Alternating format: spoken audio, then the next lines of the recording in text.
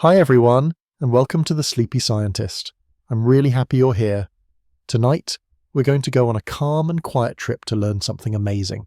So get comfy, take a deep breath, and let's enjoy this peaceful science story together. Before we start, tell me in the comments, where are you watching from and what time is it for you right now? If you like relaxing science videos, don't forget to tap the like button. Now let's begin. There are places deep in the hush of the forest where light doesn't come from the sky.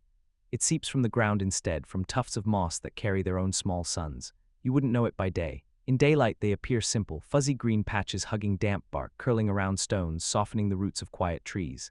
But come midnight, when the canopy swallows the stars and the wind hushes into a whisper, they begin to glow, faint blue-green, as if holding the memory of ancient oceans. This light is not fire nor reflection. It's born from a silent reaction, a dance of molecules in the moss's tiny cells, a kind of secret combustion that burns without heat. Scientists call it chemiluminescence, where chemical energy becomes light, skipping the blaze of flame. Deep inside these mossy leaves, enzymes meet molecules called luciferins, and in their greeting they create glow. It is the same magic that lets fireflies blink and deep-sea creatures shimmer like distant galaxies. But here in the undergrowth it is subtle, more a breath than a beacon. These glowing mosses are rare. They belong to a hidden family, part of the forest's forgotten quiet. Found in places like the Japanese island of Yakushima, where rainfall feeds cedar trees older than memory, or in the forests of New Zealand, where everything drips with time. In these mossy pockets, scientists have crouched at night with dim torches and quiet hearts, watching patches of green begin to shine, as if exhaling ancient light. The glow is not strong. It doesn't pierce the dark or chase away shadows. Instead, it softens them. Like candlelight behind thick curtains, it turns the forest floor into a lullaby. It wraps around beetles and worms, dances over fallen twigs, and pools in the bends of roots. And sometimes, when the air is still and damp, it climbs, like fog, up the trunks of trees, making bark shimmer like the surface of moonlit water. How does this moss know when to glow? It does not follow the sun. It does not answer to heat. Instead, it seems to listen to moisture and darkness. Rainfall brings out its glow, so does the weight of dusk. It is not photosynthetic light like that from chlorophyll powered by sunlight. It is something deeper, older, perhaps even primitive. Scientists think this glow is a relic, a leftover from when the world was younger and the sky darker, when competition for light was fierce and strange forms of signaling were needed between tiny life forms. And yet no one is quite sure why the moss glows at all. Some wonder if it is to attract insects, perhaps to help spread spores, though no clear evidence supports this. Others think it might be a form of defense, a way to confuse predators or warn of toxicity. But the truth remains uncertain. It may be that this glow is not for anything, that it simply is. A byproduct of living cells reacting with oxygen in a way that leaves behind a soft, persistent light. Imagine walking barefoot through a forest like this, the moss squishing under your feet, cool and wet, your path lit not by moonlight but by the faint glimmer beneath your toes. The trees arch overhead like cathedral ceilings, and everything smells of rain and wood and quiet. Each step brushes up a shimmer, as if the earth were breathing light. You might stop and kneel and let your fingers rest on a patch of glowing green, feeling its texture, soft and damp, while watching your own shadow flicker in reverse, from the ground up. And in that moment you would realize that light is not always a shout. Sometimes it is a whisper, and sometimes nature doesn't shine to be seen. It shines because that is what it knows how to do, because its cells carry old instructions, because deep inside something ancient still remembers how to glow. Now imagine the world when humans were not here to witness, a time when forests hummed in darkness and glowing moss stretched uninterrupted across the ground, when birds slept in glowing nests and foxes padded across gentle phosphorescence. This light belonged to that time too, not for us but for the rhythm of nature itself, a quiet pulse echoing through the woods. The glow of the moss is not a headline in the forest. It is a footnote, soft and humble. It doesn't compete. It doesn't dominate. It exists gently, like the hush after snowfall or the warmth of a stone long after sunset. In this way, it teaches us something not about science alone, but about presence, about how to exist softly, how to shine without shouting. In labs far away, scientists extract the luciferins from the moss, hoping to understand more. They place them in glass tubes and watch as pale green flickers float behind cold walls. They study the proteins, the enzymes, the oxidation cycles. They name and categorize and publish findings. But none of that captures what it feels like to see this light in its home. None of that tells you how your breath catches when the moss begins to shine, or how the forest suddenly feels. Like it's exhaling stars. Let's stay in this mossy corner a little longer. Let's slow our thoughts to match its gentle rhythm. Let's allow our senses to dim so that this faint light becomes bright again. Because in this forest at this hour there is no hurry, only glow, only breath, only the quiet brilliance of moss lighting up the night not because it must, but because it can. Let's drift deeper now beneath the leafy canopy where light is not a direction but a feeling. The glow of moss isn't alone in this forest story. It is one of many quiet flames scattered across the living ground. Around it, unseen to the hurried eye, the forest is filled with creatures and threads and whispers that share the same glowing language. Some of them flash briefly, like a breath. Others hold their light, like a memory. In the folds of rotting logs and the hollows of tree stumps, fungi begin to bloom, not the kind that sits in market baskets, but wild, gilled, and softly luminous. Bioluminescent fungi like armillaria or mycena wear their light like skin. Their caps flicker with a greenish hue, and their filaments, the hyphae, carry a steady radiance through decaying bark. These are not dead things, they are mid-conversation. Each pulse of light signals a transfer, a digestion, a process unfolding so slowly it seems like stillness. But within that stillness there is motion, chemical and alive. Scientists have mapped the forest floor as if it were a sky, charting where these glows appear, tracking how they cluster in humid patches or follow the lifelines of ancient roots. The mushrooms they found tend to glow brightest when their fruiting bodies are spreading or when their underground networks are communicating, perhaps with trees, perhaps with each other. This light may be a signal or a shield, or maybe, just maybe, it's the forest's way of remembering itself. Imagine laying down beside one of these glowing caps, your cheek pressed to the damp earth, the scent of soil and wood curling around your breath. The fungi breathe, too, not with lungs, but through exchanges so quiet they slip past language. Their glow pulses not like electricity, but like longing, a softness, a reach. Their mycelial threads extend through soil, weaving into root hairs, touching the unseen world where trees and microbes share whispers we do not yet understand.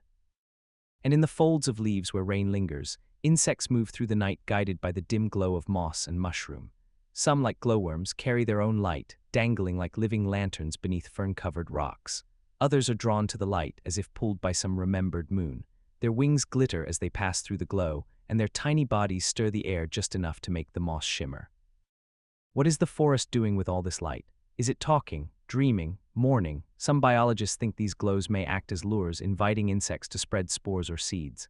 Others believe it's a side effect, like laughter, beautiful but not built for purpose. And still others wonder if this glow is a defense, a way to startle, confuse, or even mimic the toxic glow of something not safe to eat. But none of these guesses quiet the feeling that this light is, more than anything, a form of presence. It asks for nothing, it simply remains. In older cultures, these glowing places were treated as sacred. Folktales speak of spirit lights in the trees, of forest souls walking beside you. In Japan, they called them hikari take asterisk, light mushrooms. In Europe, the phenomenon was known as asterisk foxfire asterisk, thought to be ghostly or enchanted. Sailors once used glowing wood to read maps in darkness. Soldiers during wartime, it's said, lined trenches with glowing bark to find one another without lanterns. These stories reach across time, all trying to explain the same thing, that light does not always come from above, and that some forms of life know how to carry it from within. Back in the laboratory, scientists take samples of these glowing mosses and fungi. They extract the enzymes, luciferases, and the light-producing molecules, luciferins, and try to recreate the process.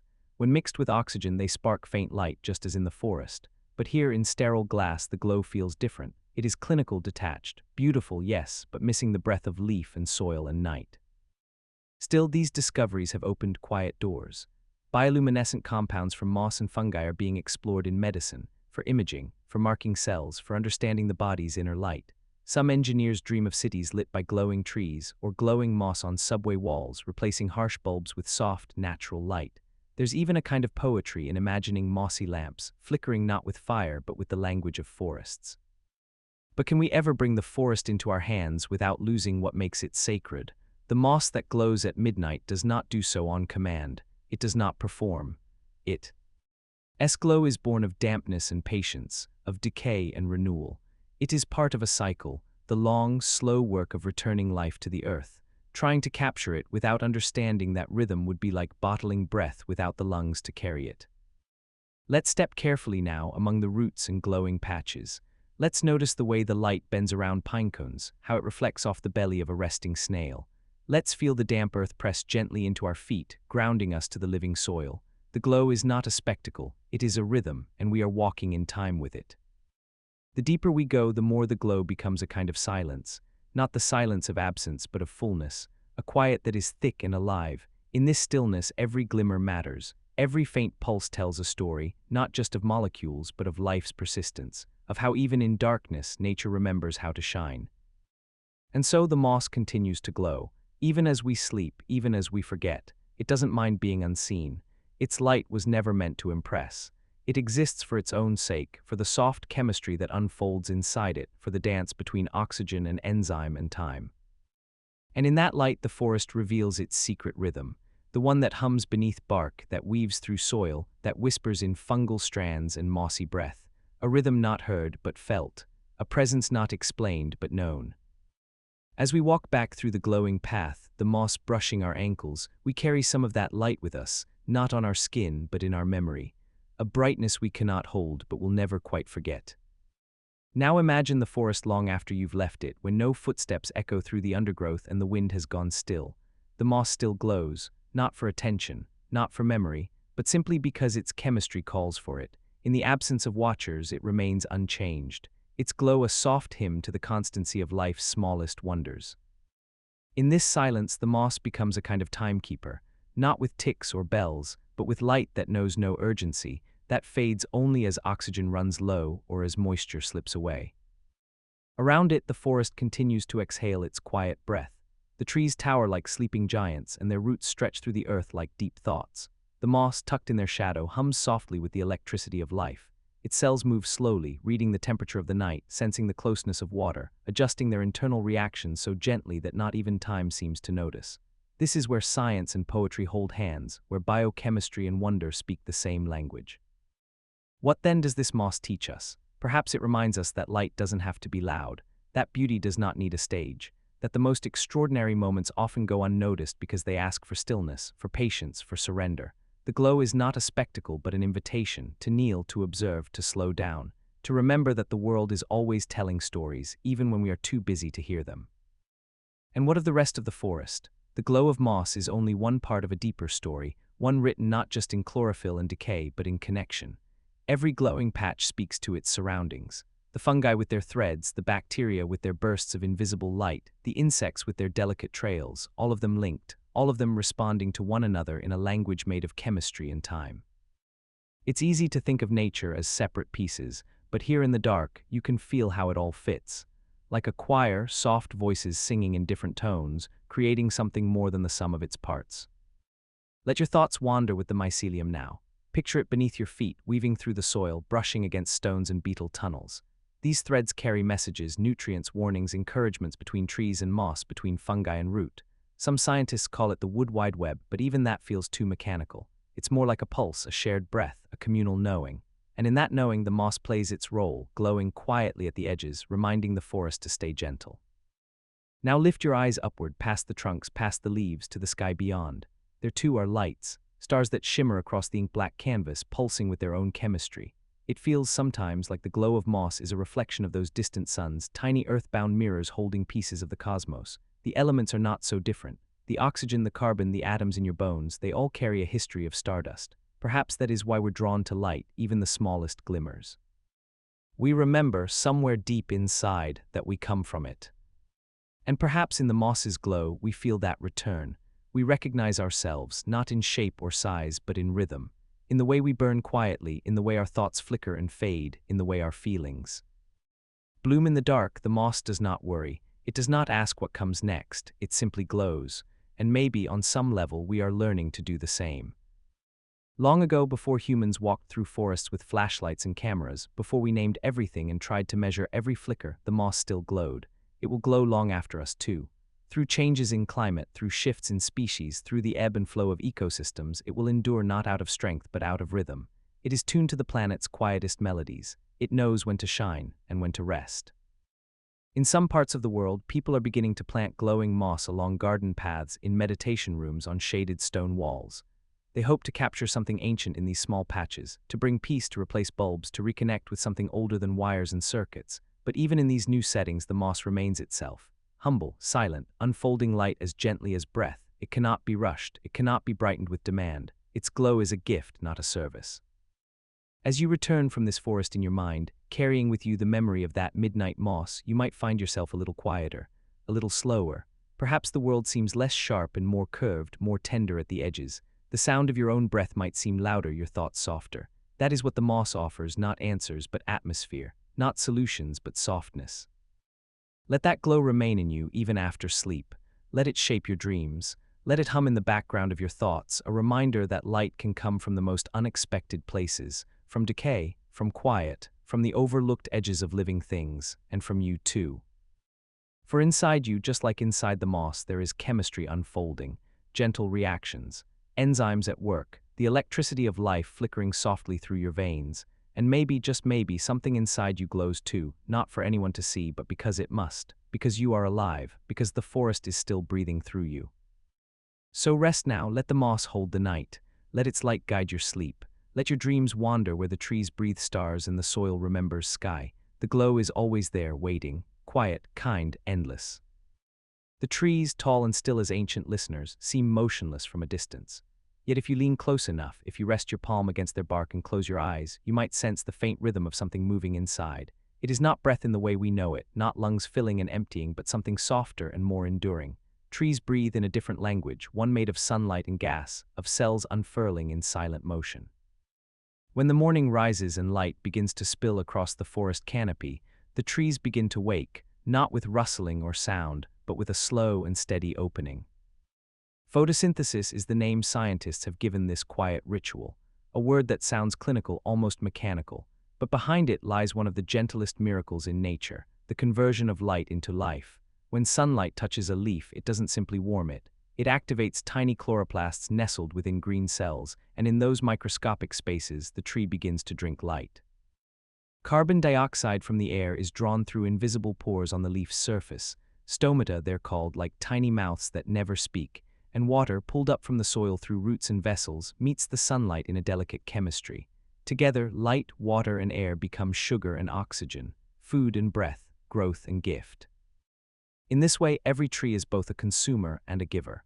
It takes in what we exhale and gives back what we need. The air you breathe right now may have passed through the leaves of a tree just yesterday, and the oxygen you carry in your lungs may have been born in the fluttering leaves of a forest thousands of miles away. It's a quiet exchange, unnoticed but unbroken, and it binds us to the green world more deeply than most realize. Now picture the morning light stretching through a grove of aspen trees. Their pale trunks lean close together like siblings, their leaves trembling with every breeze. As the first golden rays reach the canopy, the entire grove seems to lift, to lean subtly toward the sun as if offering thanks. Deep within each leaf, the chloroplasts wake and begin their work, their pigments absorbing red and blue light, reflecting back the green we see. It's not color for beauty's sake, it's color as function, as process. The green is a sign of life in motion. The oxygen created doesn't stay in the leaf. It drifts out through the stomata, joining the air, rising and falling with the warmth of the day. And the sugars, tiny and sweet, begin to travel down through the tree's veins, the phloem, feeding every part of the plant from the highest leaf to the deepest root tip. This is how trees grow, not in sudden bursts, but in slow, deliberate layers, one ring at a time, each one holding the memory of a season. But trees do more than just feed themselves. In forests, they share. Using underground networks of fungi, mycorrhizae, they pass nutrients, signals, and even warnings to one another.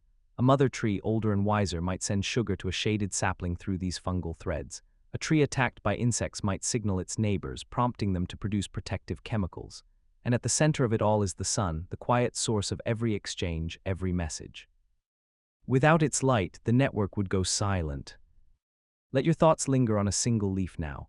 Picture its thin skin, its complex veins, its soft hairs catching droplets of dew. Inside, millions of cells hum with purpose. The chlorophyll molecules, shaped just so, are poised to catch photons, tiny packets of light. When one photon hits, it transfers its energy like a spark, triggering a cascade of reactions that ultimately split water molecules into hydrogen and oxygen. The hydrogen helps build sugar.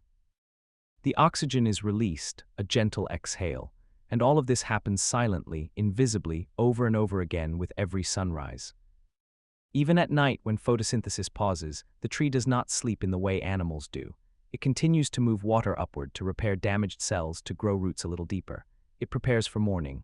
Some trees even move their leaves subtly in response to moonlight, adjusting their position, readying their surfaces for the next breath of light. And when the sun rises again, the process begins anew. To the trees, light is not just warmth, it is instruction. It tells them when to grow, when to bloom, when to let go. As days grow longer, trees read the changing angle of the sun and begin to bud.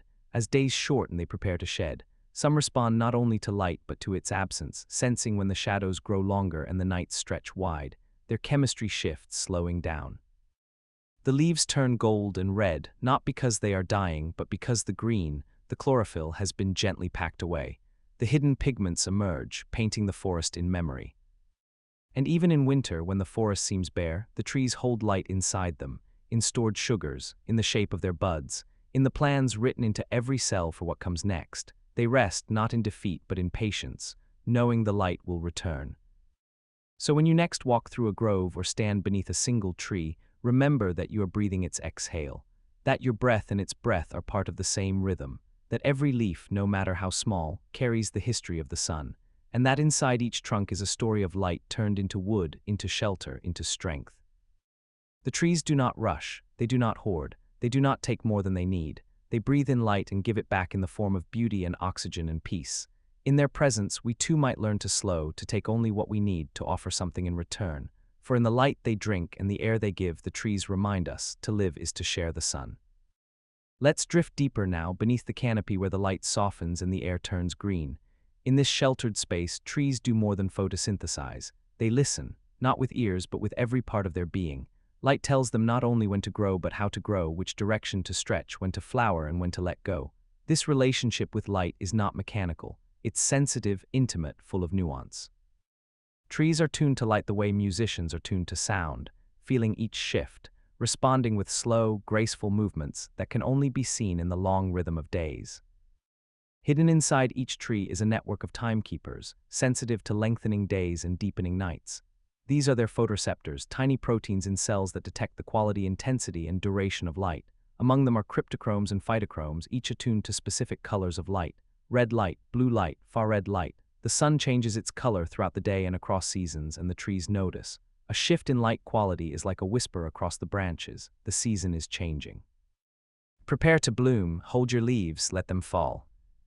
Some trees, like cherry blossoms, need a certain number of cold hours before they are willing to open. They wait, silently counting winter's breath, until the sunlight returns warm enough, long enough.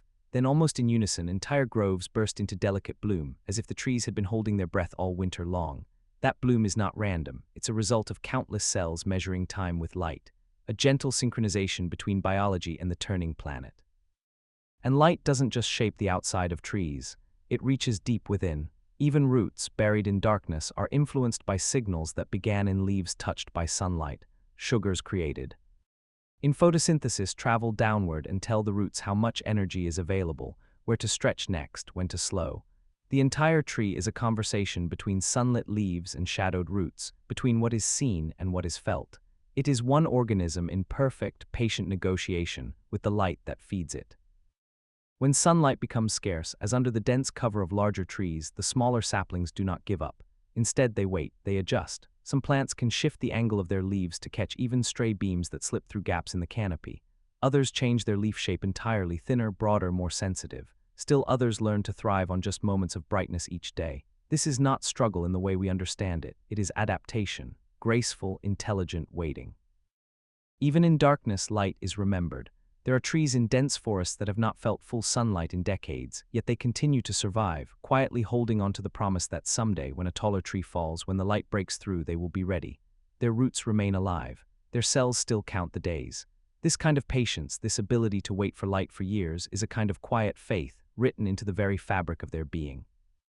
And when the light returns, after winter, after shadow, after storm, the response is always gentle, not hurried, not desperate. Just the slow unfolding of leaves, the slow drawing up of water, the soft lift of green. This is how trees honor the light, with calm, with dignity, with slowness that seems like stillness but is in fact full of movement. Trees also teach us that light isn't only for growth, it is for rhythm. It tells the forest when to wake and when to rest, when to sing with insects and birds and when to settle into silence. There are trees that open their leaves during the day and fold them at night like quiet hands at prayer. Others bloom only under moonlight, their flowers calling to moths and bats in the silver dark. These rhythms are not decorative, they are survival, they are memory, they are stories written in sunlight.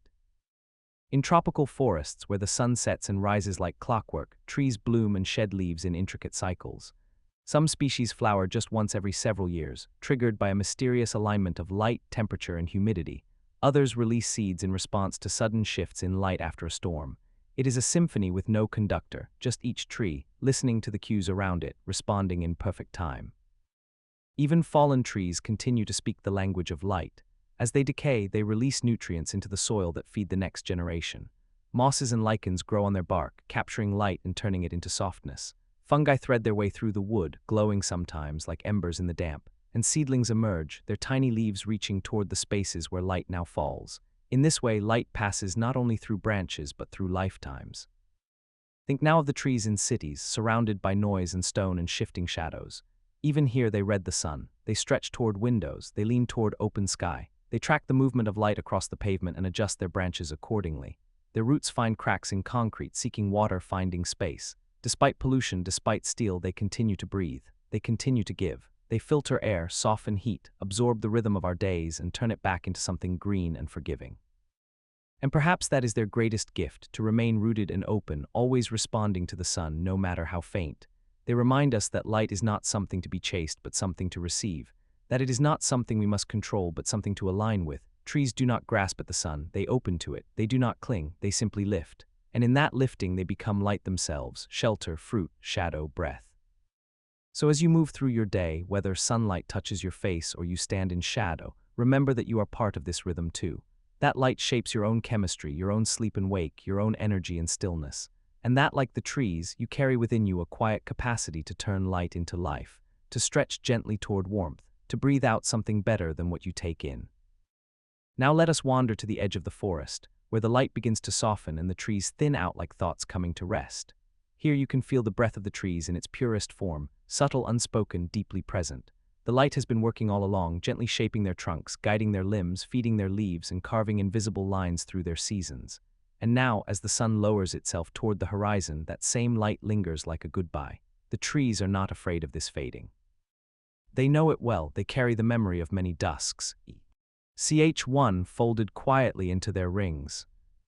In this golden hour, light filters through the leaves like water, shifting from green to amber to gold. The branches glow, not from within, but from their openness to what falls upon them. In this light, you can almost hear the forest breathe. The shadows grow longer, the leaves flutter more slowly. The heat lifts from the ground in gentle waves, and the air smells of bark and thyme. If you stand still enough, you may feel your own breath aligning with the rhythm around you, as if your body too were a kind of tree. Trees do not rush the evening. As photosynthesis slows and the chloroplasts gently wind down, the tree does not resist. It welcomes the darkness with the same grace as the light. Its stomata begin to close, conserving moisture. Its inner chemistry shifts subtly, preparing for the cooler hours ahead. Some sugars are stored, some energy rerouted. It is not sleep in the way we think of it. It is more like dreaming while awake, a readiness wrapped in stillness. And yet, even in this pause, the tree remains alive with quiet tasks. Repairing cells, moving nutrients, listening to the changing air. It does not shut down, it transitions. The forest too becomes something else in this light, not less alive but more hushed, more reverent. This is the time when animals begin to stir or settle, when moths take the place of bees, when flowers close and owls open their eyes. The trees are not separate from this. They are the stage upon which this transformation takes place, and also the audience and also the memory. Let us go closer now to a tree that has stood for centuries. Its bark is scarred and strong, textured like old parchment. If you press your ear to it, you may hear nothing, and yet inside water is rising, sugars are traveling, cells are dividing, deep in its roots communication continues. Messages move across fungal threads, responding to sense, to pressure, to signals we have only begun to understand. It is always responding, always adjusting. Always preparing for what the light will ask of it next. And it is here in this patient preparation that we find the final lesson. Trees do not glow with light, not in the way moss does or fireflies. Their light is quieter, stored deep inside their wood, in the sugars that feed their cells, in the oxygen they breathe out for the world. It is a light you cannot see unless you know how to look, unless you understand that every branch is a story of sunlight, every leaf a small miracle of chemistry, unless you believe that receiving light is an act of devotion. As the last rays touch the tallest leaves, the forest falls into that gentle darkness that is never quite black, the kind of darkness where stars begin to bloom, where the outlines of trees remain visible, glowing softly from memory. You can feel the forest relaxing, the way muscles soften after a long breath. The trees do not hold on to the light, they let it go. And in that letting go, they are ready to begin again. Even in the night, the trees are never without light entirely. They carry it within in the form of stored energy, yes, but also in the form of intention. They remember the direction of the sun, the timing of its return. Their leaves and buds are arranged not randomly but with care, positioned to capture morning as soon as it arrives. Their memory is not conscious. It is cellular. It is quiet and exacting, and it ensures that they are always ready for dawn. And when dawn comes, it will be subtle at first. A softening of sky, a warming of air, the first gentle flickers of light through branches. And the trees will begin again, not with fanfare, not with noise, but with the slow, sacred opening of stomata, the awakening of chloroplasts, the turning of light into sugar, into strength, into breath. The cycle will continue unbroken. It always has. Perhaps the greatest gift of the trees is not just the oxygen we breathe or the shade they offer, but their way of being, their patient response to light, their capacity to transform it into life without haste, without pride, to take what is given and return it with grace. In their stillness there is movement. In their silence there is song. In their breath there is light. So when you see a tree next, whether in a forest or along a street, pause for a moment. Let yourself be still. Let yourself receive. Feel the light on your skin and know that the tree is doing the same, not competing for it, not guarding it, just welcoming it, turning it into something beautiful and essential, something shared. And in that moment you are not separate from the tree.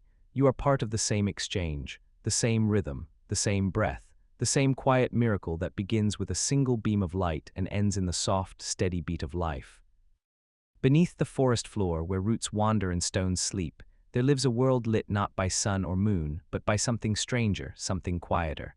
It is a world of eads and flickers of soft pulses in the dark.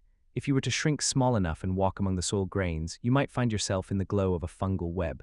Not a web of silk, but of mycelium, fine branching filaments stretching through the earth like veins through a living body. And in certain corners of the world these threads shine. They shimmer faintly, casting emerald light on rotting logs and damp leaves. These are the lanterns of the fungal web, glowing not with heat, but with the breathless hush of bioluminescence. Fungi do not need light. They thrive in darkness, feeding on decay, turning what once lived into something new. And yet some fungi create light all the same. Why they do is a question that has drifted through the minds of scientists for centuries. Some say it's to attract insects, to spread spores farther. Others believe it's a leftover signal, a side effect of ancient chemistry. But maybe, in some deep sense, the fungi are simply remembering a language older than words, a conversation between light and life that never stopped. The glow begins within the cells, where luciferin meets oxygen in the presence of luciferase, two molecules dancing in the dark. The result is light, cold, gentle, soft green. It spills from mushroom caps and root-like threads. In the quiet forests of Brazil, the ghost fungus flickers along tree bark. In parts of North America, foxfire glows on decaying wood, giving rise to legends of spirits and glowing beasts. In Southeast Asia, whole logs seem to breathe with light, a low hum that never makes a sound. Imagine walking through a forest at night where these fungi grow. You would not need a lantern. The path beneath your feet would shimmer faintly like stardust had fallen and settled in moss. The trees would cast no shadows, for the glow does not reach far, but it would be enough to see the patterns in bark, enough to watch the slow curl of fog as it drifts past glowing roots, and enough to feel that you are not alone, that something else, something ancient, walks beside you. These glowing fungi are not rare because they are fragile. They are rare because we do not often look for them. They emerge in damp places, in rotting wood, in quiet corners where our eyes seldom linger. And when we do see them, we tend to look away, thinking the light must come from elsewhere. But it doesn't. It comes from within, from the living, decomposing, transforming bodies of fungi who light their own paths through the dark. Some species glow constantly, while others flicker in cycles. Some begin to glow only as they begin to decay, as if announcing their own return to the soil. And some glow brightest when rain has just passed, when the forest is hushed and saturated, and every leaf drips with memory. It is in these moments that the fungal web seems to wake fully, stretching light across fallen branches like a song you can't quite hear but still feel. Scientists who study these fungi do so with reverence. In labs, they grow cultures in the dark, watching the glow emerge under controlled conditions. They measure wavelengths, record enzyme rates, and map genetic pathways. But still, the mystery lingers. Because while we can name the parts, we cannot replicate the feeling of standing in a forest that breathes with light, of kneeling beside a glowing mushroom and watching it pulse like a quiet heartbeat in the night. Fungi are often misunderstood. They are neither plant nor animal, but something in between. They do not move, yet they explore. They do not think, yet they connect. Their mycelial threads stretch for miles underground, linking tree to tree, root to root. Through them, forests share nutrients, warnings, even memories. And sometimes those threads glow, not to dazzle, not to perform, but because they are alive in a way we are only just beginning to understand. In Japanese folklore, glowing mushrooms were said to be the work of tree spirits. In ancient Greece, it was believed that such lights were echoes of the stars. Even now, people who stumble upon foxfire describe a kind of magic, a hush that settles in the chest, a pause in the rush of thought. It's not just the glow. It's the way the forest seems to lean in to quiet itself, to hold you gently in that pale green light. But this glow is not for us. It existed long before our eyes looked for it, and it will continue after we pass.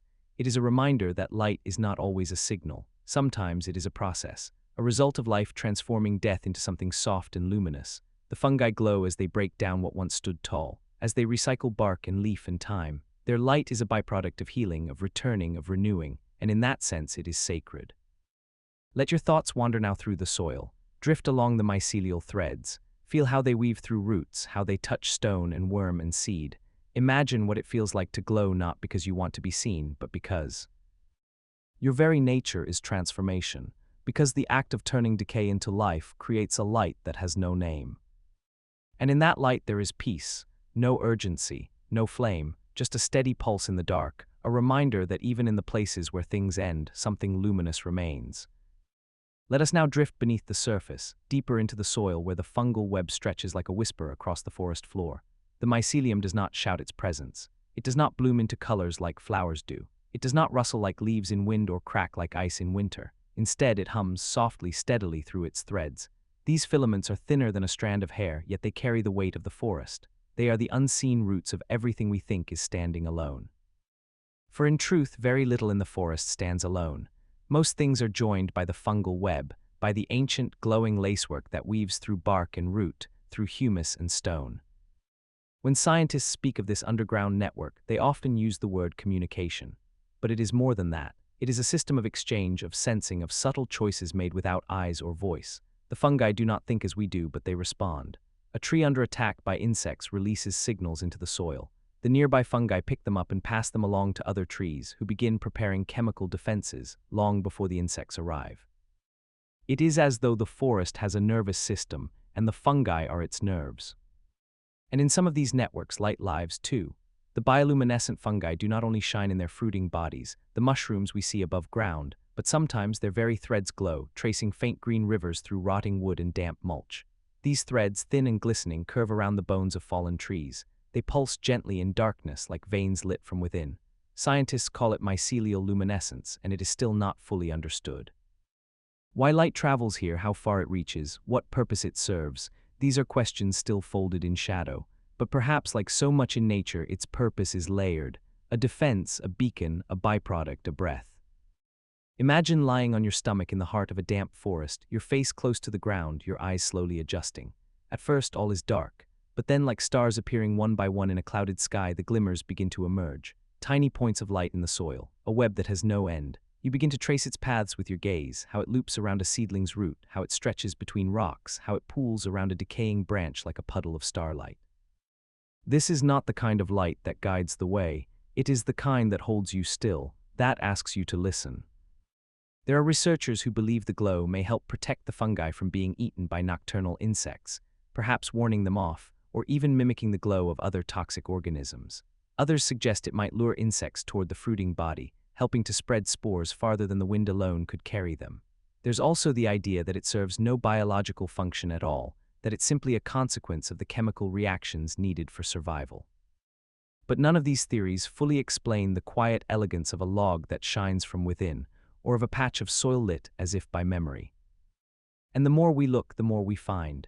Recent discoveries have revealed over 80 species of bioluminescent fungi around the world, most of them in moist tropical forests.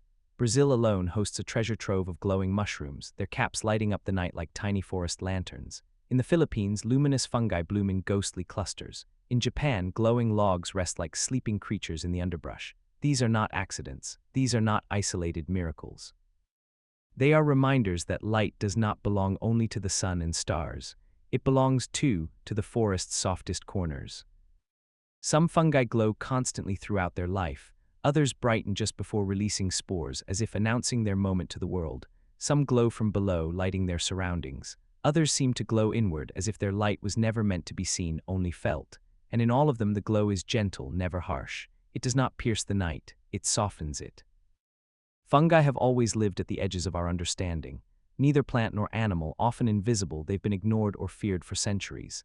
And yet, without them, the forest could not exist. They decompose what has died. They nourish what still grows. They connect trees across great distances. They hold the history of every leaf, every fallen branch, every breath that once fed flame. And in a few of them they carry light, not as a trick, but as a truth. In laboratories, scientists now study fungal light for more than curiosity. They dream of using these enzymes in medical imaging to track cancer cells without invasi. VDIs, engineers imagine self-lighting crops or glowing street trees. Artists envision buildings with living walls that shimmer in darkness. And yet, for all the hope of application, the glow remains elusive when taken from its home. It dims in sterile rooms. It loses its rhythm. For the light of fungi is not a switch to be flipped, it is a rhythm to be honored. Perhaps that is the lesson, that some forms of light are not meant to illuminate but to remind us that transformation can be soft, that decay can be beautiful, that endings are not always dark. In the fungal web, light emerges from decomposition. It rises not in defiance of death but as part of it, as proof that even in falling apart there is a glow. Let us imagine now the forest floor after rain. The air is thick with petrichor, the moss is plush, the logs are slick. Beneath it all the fungal threads shine softly. You kneel beside a glowing cap, watching a beetle wander across its surface, its shadow long and curved. You place your hand near the soil and feel its warmth, not from the light but from life, from all the small processes unfolding beneath your fingertips. And for a moment you understand, this light is not for guidance, it is for grounding. The forest carries many lights, the shimmer of dew, the glint of wings, the dappled sun through canopy, but the light of fungi is different. It does not reflect the sky, it reflects the soil. It honors what lies beneath. It celebrates the unseen, the forgotten, the falling apart. And in that celebration it becomes something holy. The next time you walk in the woods at dusk, pause, let your eyes adjust. Look down, not up. Search not for brightness, but for breath. And if you are lucky, if the forest has opened itself that night, you may see the glow. You may see the soft lamps of decay. And in their quiet flicker, you may find a kind of peace that comes only from knowing that even in the dark, something is still shining. As night stretches fully across the forest, the fungal lights glow on. Their brightness does not change, no matter who is watching. Whether a deer passes quietly through the trees, or a person kneels beside a fallen log, or no one at all steps near for years, the glow remains the same, soft, steady, unconcerned with being seen. It does not flicker with attention. It does not perform. It simply exists, a steady reminder that life continues in the dark, even when we forget to look. Now let yourself imagine the fungal web not just as a collection of threads beneath the soil, but as a kind of memory, a living archive of everything that has passed through the forest. Each log it threads into, each leaf it helps decompose, each root it touches becomes part of that memory. In this way, the forest never truly forgets its fallen. They are folded back into the soil, into the nutrients that feed new saplings, into the fungal lace that cradles seeds and nourishes dreams. And within that slow, careful work, light is born, not as a symbol of life triumphant, but of life eternal. There is something humbling in the way fungi glow. They do not consume light, they create it. Not through fusion or flame, but through a quiet reaction, molecule meeting molecule deep in the stillness. They do not need the sky to shine. They make their own glow from the raw materials of the world, oxygen, enzymes, the slow churn of decay. From death they craft a shimmer. From endings they conjure a breath of green fire. Some have called this foxfire, others call it fairy fire. It has been mistaken for will-o'-the-wisps, for ghosts, for signs from the divine. But science calls it bioluminescence, a simple word hiding a great deal of wonder. Inside each glowing thread lies a reaction powered by luciferin and luciferase, a quiet flame that gives off no heat, no smoke, no danger. A flame so gentle it cannot burn, a flame so old it predates our stories of fire. And even now, in a world filled with artificial lights and glowing screens, there is something in the fungal light that feels more honest. It is not designed, it is not sculpted.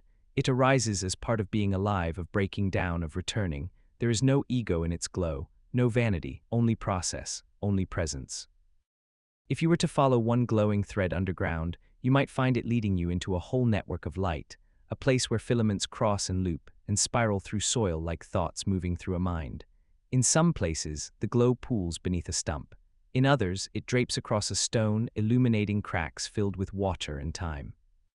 If you followed long enough, you'd come to see the fungal web not as a series of lines, but as a whole, the Earth's hidden lacework, glowing softly in the night, connecting tree to tree, memory to moment. And perhaps if you listened carefully, you would hear what the forest hears. Not words, not sound, but rhythm. The rhythm of growth, the rhythm of loss, the rhythm of light being born, not fr. Ohm the sky above, but from the ground below, and in that rhythm you might begin to breathe differently, slower, deeper, as if the earth itself were breathing through you. There are children who grow up believing in glowing forests, in magical mushrooms that light up paths through dreams. And perhaps that belief is not so far from truth. The glow is real. The forest does shimmer. And though the science can name the parts, it cannot name the feeling of standing in that glow and feeling, just for a moment, that everything is alive with memory. In the end, the fungal lights remind us that life is not a straight line, but a circle.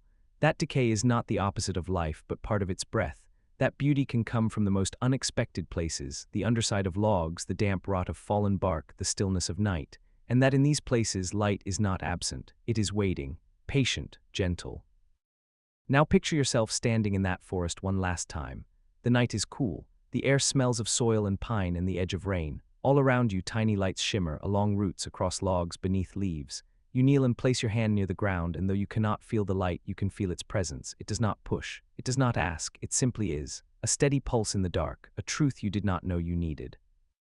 And as you rise, something inside you feels quieter.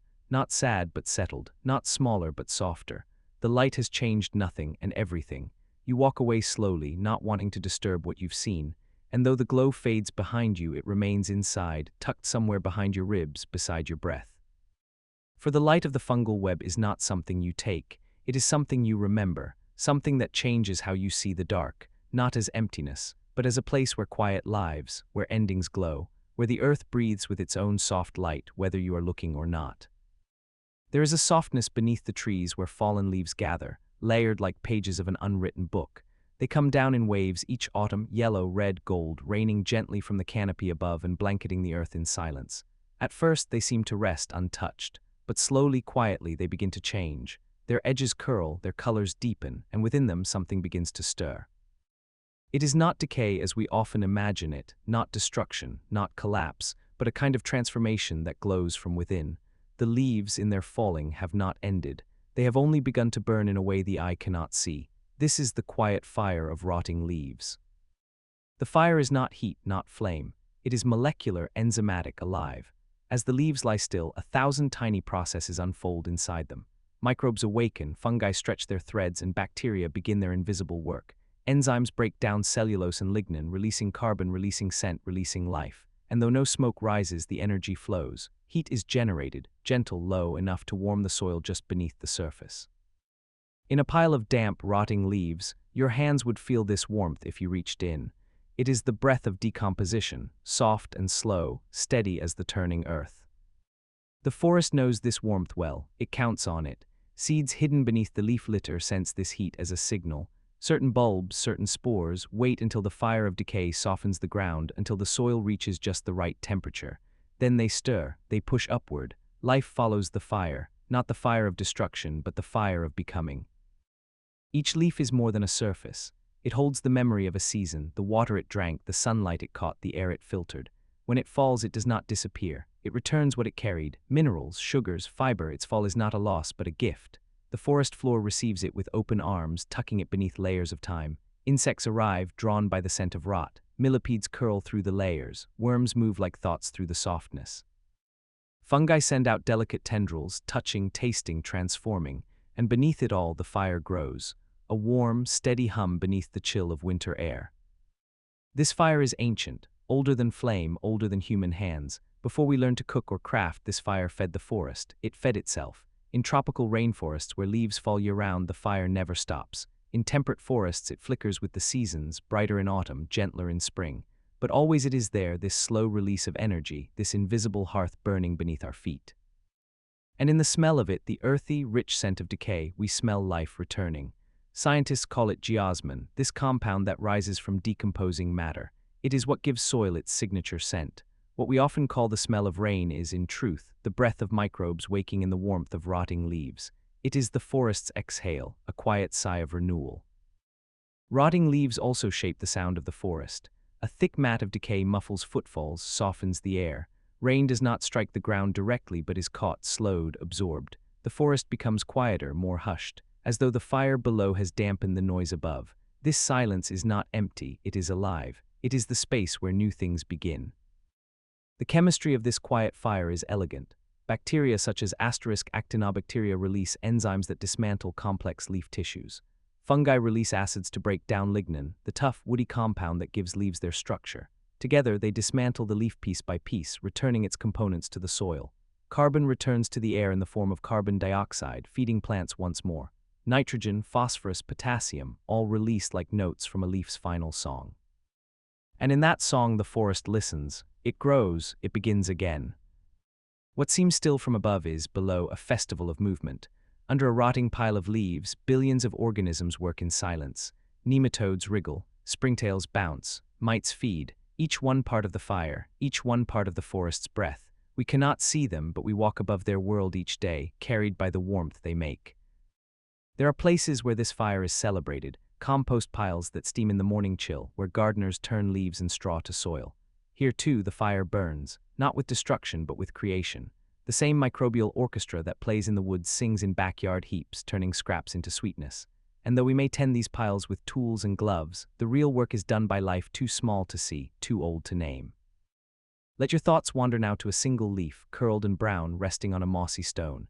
Imagine the journey it has taken from green bud in spring to golden flare in autumn to soft whisper in winter. Now it lies quiet, yet inside it is alive with change. Its edges soften, its fibers loosen. Threads of fungus creep across its skin. Water seeps in, air flows out, and in that moment the fire glows faintly, not with light but with intention. The leaf is becoming part of the whole. And you standing above, breathing in the scent of this change, are part of it too. Your breath feeds the trees. Your footsteps press the leaves. Your stillness honors their warmth. The quiet fire does not need us to continue, but when we notice it, we remember that even in what seems lost, something is still glowing, something is still becoming. Let us now settle deeper into the forest floor, where the layers of fallen leaves have thickened like blankets over the bones of the earth. This place is not still. Beneath each curled oak leaf, beneath each brittle fern frond, 1,000 transformations are underway. The fire of rot continues, not as a blaze, but as a patient unfolding. Here time slows. Days do not pass in hours, but in shifts of moisture, in the subtle settling of the pile, in the delicate breakdown of veins once used for breathing sunlight. What was firm becomes soft. What was whole becomes open. And all the while, the fire within continues to warm the darkness. Each season brings new fuel. In spring, fresh green leaves burst to life above, drinking light and casting shade. But below, last year's cast-offs still simmer. A leaf dropped in October may remain in slow combustion until June. Its tissues release in pulses, first the sugars, then the proteins, then the most stubborn parts like lignin, which resists all but the most determined decomposers. It takes time, months, sometimes more, and yet nothing is wasted. Every fragment of leaf will find its way back to root, to seed, to bloom. This is how the soil is made, not poured from above, not manufactured by machines, but built from the memory of things that once lived. The dark, rich humus that cradles new roots is born from this slow fire, from the bodies of leaves that once reached for sky. Each handful of soil is a library of leaves, its texture shaped by what fell, what lived, what was transformed. And in this soil, new life finds its way, not despite the rot, but because of it. Sometimes, when the leaf layer is especially thick and moist, you can see the fire's breath. Early in the morning, thin wisps of steam rise from the pile, not smoke, but the warm exhalation of microbial work. On cold days, this warmth can keep a frog or beetle alive beneath the leaves. It can shelter seeds from frost. It can offer refuge to creatures whose bodies depend on stable heat. In this way, the fire does not only feed, it protects. And yet it is not a fire that devours. It is a fire that listens. The microbes do not rush. They respond to temperature, to moisture, to pH. They thrive in balance. Too wet and they drown, too dry and they sleep. But when the conditions are just right, the pile comes alive with silent energy. Enzymes unravel long chains of molecules. Cell walls break down. Cellulose softens. Compound. Once locked away begin to move, freed by the fire's chemistry. And this release becomes a song of nutrients, a melody that flows downward, drawn by root tips thirsty for life. If you were to watch a single leaf decompose, time-lapse style, you would see it collapse inward like a sigh. Its color would fade from gold to brown, then darken further.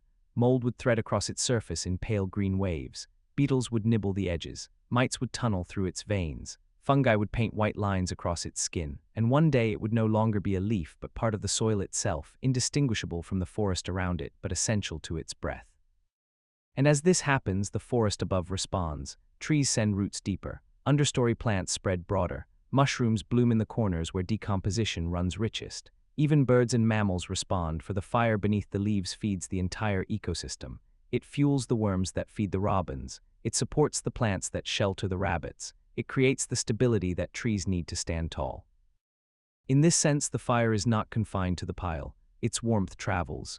Its impact is felt in every branch, every berry, every burst of song, and yet it asks for no attention. It does not blaze in spectacle. It does not crackle or roar. It only continues steadily beneath our notice. There are people who rake their leaves into piles each autumn and set them on fire with real flame, unaware that the forest had already lit them in its own way. But the forest's fire is gentler. It does not reduce to ash but to nourishment. It does not rise in smoke but in breath. It does not destroy but transforms. And the smell of it, that deep, loamy, slightly sweet aroma, is the scent of the forest turning loss into life. In old forests where humans have not disturbed the leaf layer for centuries, the soil grows deep and spongy. It holds water longer, it cradles roots better, it buffers temperature swings, and it carries within it the memory of thousands of seasons, each one marked by a layer of leaves, each one burned slowly by the fire of rot. Here the trees grow taller, the understory flourishes. The forest moves in rhythms that are older than any one creature, and beneath it all the fire hums on. Perhaps the most remarkable thing is that this fire has no single source, no spark, no match. It is lit by biology itself, by enzymes, by cells, by the hunger of life to make use of what is given, and it is sustained not by fuel alone, but by the balance between decay and growth, between falling and rising, between leaf and root. It is a fire without flame, without light, without sound, and yet it warms the world. Now pause and place your imagination close to the ground. Feel the layers of leaves beneath your palms. Sense their softness. Smell their transformation. Hear the faint, almost imagined rustle of life within. It is not your ears that hear it, but something deeper, something inside you that recognizes this rhythm as familiar. For your body, too, is made from cycles, from breath, from return, from the slow fire that changes all things in time. In the quiet fire of rotting leaves, there is no end, only becoming. Only the gentle reminder that even in letting go, we are still offering something, that even in decay, there is purpose, and that the warmth we give when we fall may one day cradle the roots of something just beginning to rise.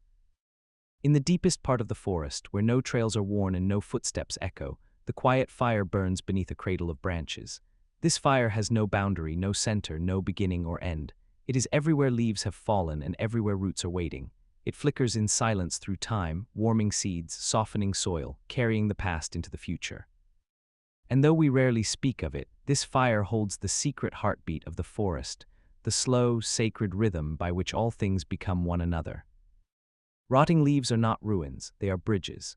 What we once saw fluttering high in summer winds is now curled against the ground, wrapped around beetles and cradling spores. It is not loss, it is passage. And in their final act, leaves give more than they ever did when they hung green and wide on branches. In falling, they nourish. In decaying, they give shape to the very life they leave behind. They are teachers in silence, whispering that to give everything is not to disappear, it is to remain in another form.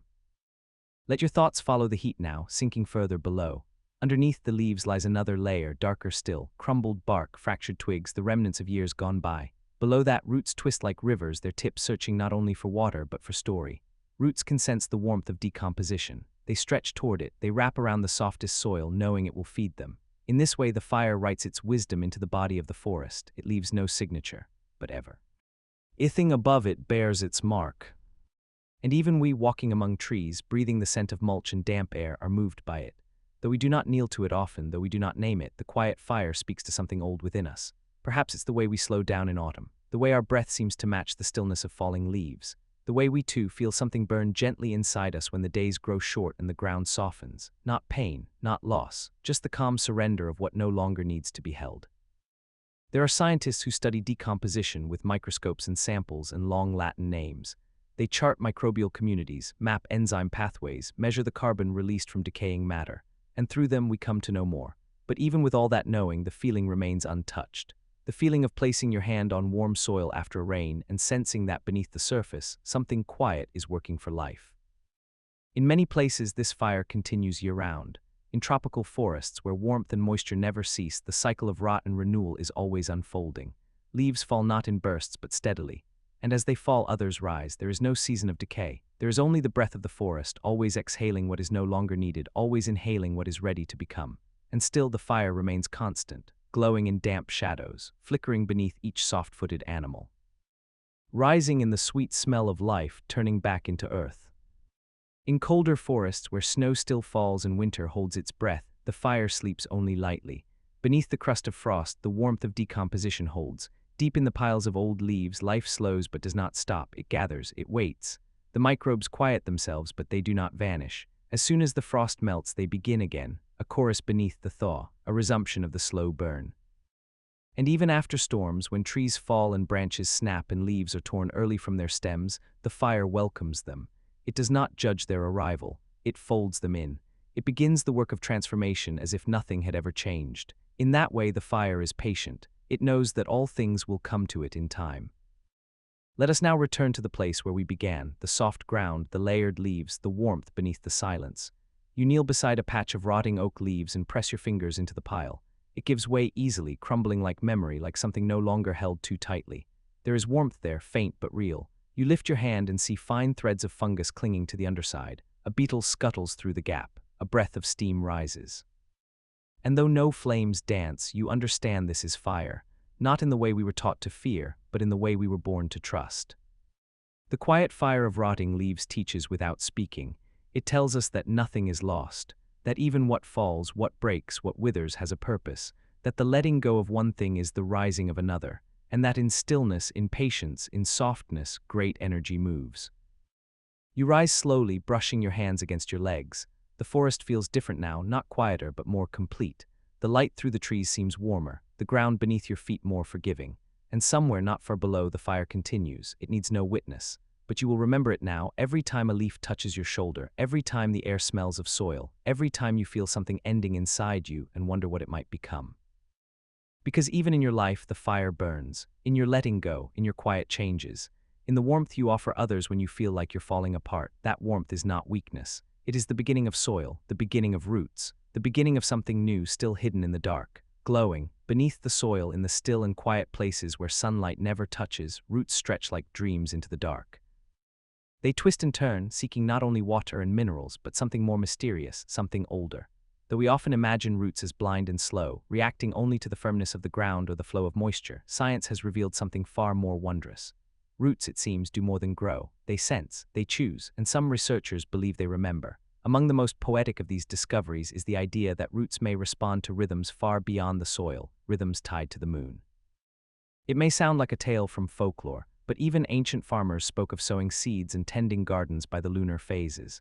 They believed the moon's pull, so powerful it moves oceans, also guides the hidden parts of plants. And though such ideas were once dismissed as myth, new studies suggest that the moon's rhythm, its steady cycle of light and gravity, may indeed echo in the roots below. The roots, without eyes, without ears, seem to keep tea. Me not with clocks, but with the turning of the sky. Imagine now a young seed buried just beneath the surface, nestled in a pocket of warmth and moisture. Its outer shell softens with time. Inside, a taproot begins to stir. Even in complete darkness, the root grows downward, always downward, as though pulled by something silent and ancient. Scientists call it gravitropism, the plant's response to gravity, but gravity alone does not tell the whole story. The root does not fall, it navigates, it bends around stones, it slows in dry pockets. It accelerates when it finds what it needs. Its choices are real. Its path is not a fall, but a journey. And while it grows, it pulses, not steadily, but in rhythms. Some of these rhythms match the tides, some match the daily cycle of light, even though the root never sees it. Some appear to align with the lunar month, a gentle undulation of growth that peaks and wanes in time with the moon's pull. This idea is still new, still unfolding. But the patterns suggest a memory, not of events, but of timing, as if the root carries within it a calendar written not in numbers, but in tug and pause, rise and rest. How can something buried so deeply know the moon at all? Part of the answer lies in the plant as a whole. While the leaves stretch toward the light, catching the sun's warmth and the moon's silvery reflection, the roots listen to what the leaves report. Chemical signals travel downward, telling the roots when to pause, when to push, when to split into finer threads. The plant is one being, connected through fluid and signal, each part aware of the other. When the moon is full and bright, its reflection alters the light above ground. The leaves sense this, and through subtle chemistry, the roots do too. But there's more. The moon's gravity, faint but constant, moves the oceans with its tide. That same pull affects the water in the soil and the water within plants themselves. Sap rises more easily on certain nights. Water pressure changes. The soil's moisture content shifts in imperceptible ways. Roots may not feel the moon like we do, but they feel the changes she brings. And over time, they learn her rhythm. They begin to anticipate her return. In some species, root growth increases during the waxing moon, when the light is rising. In others, growth slows during the full moon and speeds up again in darkness. These patterns are not universal, but they are consistent within species. This suggests memory, pattern recognition, and internal rhythm clocking time against the moon's quiet arc. It is not the conscious memory of a mind, but the cellular memory of life tuned to celestial movement. Even in controlled laboratory settings, where artificial light replaces the sun and water is delivered drop by drop, some plants still follow lunar rhythms.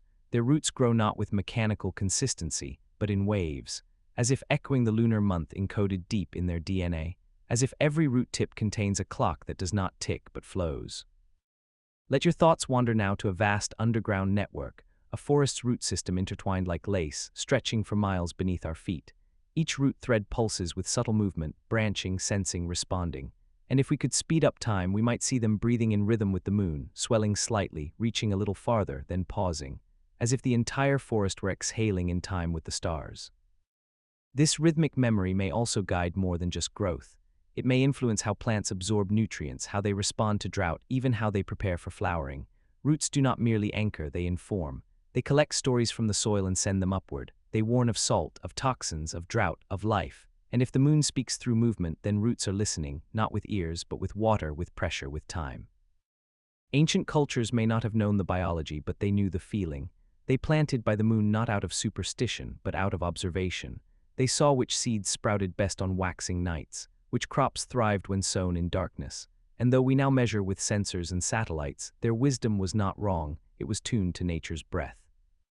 The idea that roots remember the moon is not about romance. It is about rhythm, the rhythm of life responding to forces larger than itself, the rhythm of water shaped by gravity, the rhythm of a planet circling its satellite again and again, and deep beneath that cycle, beneath our notice, roots grow in time.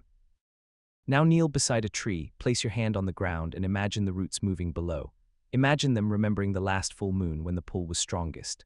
Imagine them preparing for the next, holding still, gathering strength. They do not rush, they do not guess. They follow a rhythm older than sound, older than light. They follow the moon, and in doing so, they remind us that memory is not just a matter of thought. It can live in growth, in timing, in the silence beneath our feet. Let us now journey deeper into the quiet beneath the surface, where the air no longer moves and the light has never touched. The roots here do not speak in words, yet they respond to every signal, every shift, every delicate trace of change in the soil. Their senses are not housed in a single place but stretched across every cell, every fingertip of fiber probing outward through the dark. And still, even in that stillness, they follow the moon. The memory of its slow, silver arc above continues to echo down here, not as light, not as shadow, but as a rhythm woven into the pulse of their growth. Within the root cap, at the very tip where new cells divide and push into the soil, lies a sensitivity to more than pressure. These tips sense gravity through tiny, weighted bodies called statoliths, dense starch grains that settle in response to direction. But they also respond to moisture gradients, to the electric field of the Earth, and perhaps in the subtlest of ways to lunar cycles. When the moon pulls at the oceans, it also tugs at the water within soil. The tension shifts, even if just slightly. And roots, attuned to every nuance of moisture, may stretch or rest depending on what they feel. The moon does not command their movement, but it suggests, and the roots listen. Even when buried in darkness, roots carry within them the full awareness of the plant above. They receive not only sugars from photosynthesis, but hormones that tell them about day length, drought, stress, and time of year. These chemical messages, produced in the leaves and stems, speak of the sun's movement, and when the moon alters the light in subtle ways, those shifts ripple down into the soil. In this way, the root does not need to see the moon to feel its presence. The whole plant is its eye. The whole sky its guide. And then there are the roots of plants growing near rivers and oceans, places where the tides are more than theory. These roots rise and fall with the moon's breath. Their world is one of floods and ebbs, of salt carried in waves and washed away again. In mangrove forests, roots arch like stilts above brackish water, lifting themselves in patterns that reflect lunar time.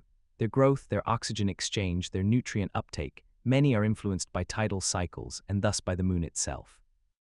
In these places, the moon is not distant. It is felt in every ripple, every tide, every droplet of salt water pulled across a root's surface. Even in drier places where tides are only stories, plants still follow the moon's quiet cues. There are studies suggesting that seeds absorb water more efficiently during specific lunar phases, swelling faster during the waxing moon, as though the gravitational pull opens pathways, loosens boundaries, invites the root to begin. Germination rates, too, may rise and fall with lunar rhythm. While science still explores the mechanism, the pattern is seen in field and forest.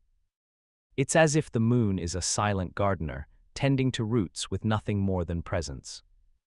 And just as roots grow in response to the moon, they also remember. Not in the way animals remember faces or paths, but through cycles. A plant that has grown through many lunar months seems to anticipate change. It does not react randomly, but in rhythm. Its roots know when to slow, when to wait, when to burst forward. This internal memory, written into the flow of hormones and the architecture of the root system, guides the plant through droughts and floods, darkness and light.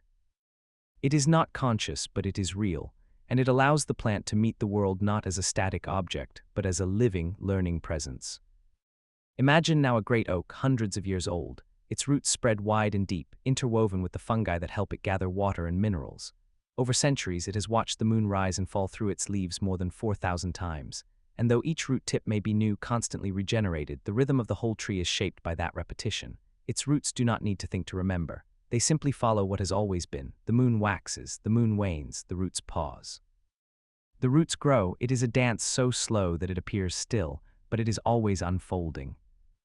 And beneath that oak, smaller plants learn the same rhythm.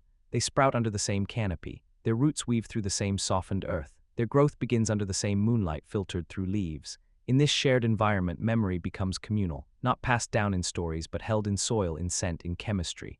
The roots of one plant touch another. They sense the signals of their neighbors. They feel the same lunar pull, the same breath of gravity. The same unseen tides that shift even the smallest drop of water.